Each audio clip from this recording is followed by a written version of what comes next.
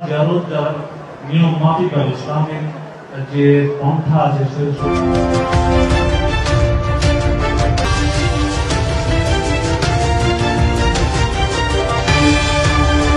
এখানে যাতে শীত বেদাত মুক্ত ভাবে এইখানে সকলেই এসে এই ওরস এবং তথা মাজার জিয়ারত যারা নিয়ম মাফিক বা ইসলামের যে পন্থা আছে শরীয়ত সম্মত ভাবে যাতে আমরা দোয়া করতে পারি এবং সেটি যেন সত্যিকার অর্থে আমরা যাতে এখানে এসে আমাদের যে উদ্দেশ্য যাতে নেক হাসিল করতে যে প্রয়োজন আবার অনইসলামিক বা অনৈতিক কোনো কার্যকলাপের সাথে জড়িত না হয় সেটি আসলে মূল কথা, যাতে করে মানুষ এখানে বিভ্রান্ত হয়ে কেউ নানান রকমের শ্রেণী পেশার লোকজন আসবে, আমরা যেন শিরকের সাথে কোনোভাবেই যুক্ত না হই।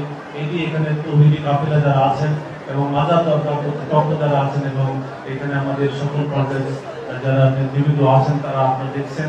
আমরা এই ক্ষেত্রে যাদের শান্তি শৃঙ্খলা রক্ষার সাথে এখানে বাংলাদেশ সেনাবাহিনী সহ র্যাব সহ এবং বিভিন্ন গোয়েন্দা সংস্থার যারা প্রতিনিধি ছিলেন তাদের সাথেও তাদের আমরা নিরাপত্তার যে একটা পরিকল্পনা করেছি তারা তো থাকবেই, পাশাপাশি এখানে আমরা যাতে করে সাদা পোশাকে আমাদের বিভিন্ন পরিকল্পনা আছে এবং তারা থাকবেন, সিসি ক্যামেরা থাকবে এবং সেইগুলো যাতে সকলে আমরা এখানে তদারকির সাথে নিজেরা ইনভলভ থাকবো।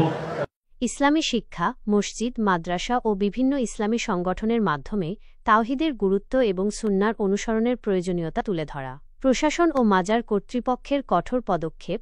মাজার কর্তৃপক্ষ ও স্থানীয় প্রশাসনকে ওরস চলাকালীন শরীয়তবিরোধী কার্যকলাপ কঠোরভাবে দমন করতে হবে। গণমাধ্যমের ভূমিকা। গণমাধ্যম, বিশেষত ইসলামী মিডিয়ার মাধ্যমে শিরক ও বিদাতের বিরুদ্ধে জনমত তৈরি করা এবং সঠিক ইসলামী সংস্কৃতি তুলে ধরা। আলেম ওলামাদের দায়িত্ব। দেশের প্রখ্যাত আলেম ওলামাদের ওরসের শিরক বিদাত সম্পর্কে সুস্পষ্ট বক্তব্য প্রদান এবং জনসচেতনতা তৈরিতে ভূমিকা রাখা। বিকল্প সুস্থ বিনোদন। ওরসের সময় ইসলামী সংস্কৃতি ও ঐতিহ্যভিত্তিক অনুষ্ঠান যেমন কুরআন তেলাওয়াত, ইসলামী সঙ্গীত, আলোচনা সভা ইত্যাদির আয়োজন করা যেতে পারে। আইন প্রয়োগ। শিরক ও বিদাত সৃষ্টিকারী কর্মকাণ্ডের বিরুদ্ধে প্রয়োজনে আইনি ব্যবস্থা গ্রহণ করা। সম্প্রতি Sylhet metropolitan police SMP commissioner Shahjalal মাজারের ওরস চলাকালে মাজারে সিজদা প্রদানসহ সকল শিরকি ও বিদাতি কার্যক্রম থেকে বিরত থাকার অনুরোধ জানিয়েছেন।